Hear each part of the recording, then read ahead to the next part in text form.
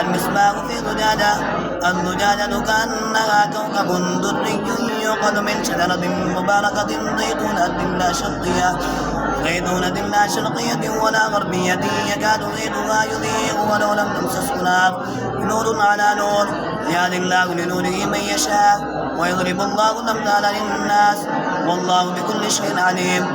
في بيوت أذن الله أن ترفع ويذكر فيها اسمه يسبح له فيها بالغدو والآصال رجال لا تلهيهم تجارة ولا بيع عن ذكر الله وإقام الصلاة وإيتاء الزكاة يخافون يوما تتقلب فيه القلوب والأبصار فالسامة المنذرين إن في ذلك لآية وما كان أكثر المؤمنين وإن ربك لهو العزيز الرحيم.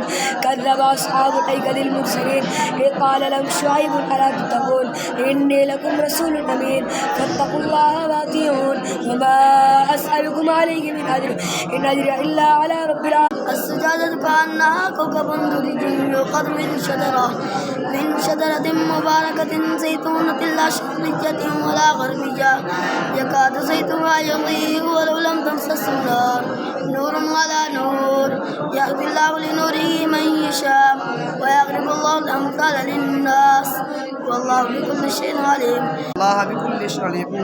من فوق السماوات إذا أخرج يده لم يكن يراها ومن لم يجعل الله له نورا فما له من نور. الله يسبح له من في السماوات والأرض والطير صافات كل قد علم صلاته وتسبيحه والله عليم بما يفعلون ولله لا يعلم كل شيء إن الله عليم قدير والله فضل بفضله يزداد والملائكة ظالمي أنفسهم فألقوا السلم وما كنا نعمل من السوء. الذين أحسنوا في هذه الدنيا حسنة وأرض الله واسعة إنما يوفى الصابرون أجرهم بغير حساب.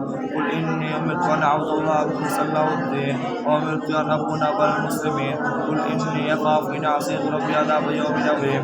قل الله أعبد مخلصا له ديني فاعبدوا ما شئتم من دوني. قل إن الخاسرين الذين خسروا أنفسهم وأهلهم يوم القيامة على ذلك هو الخسران المبين.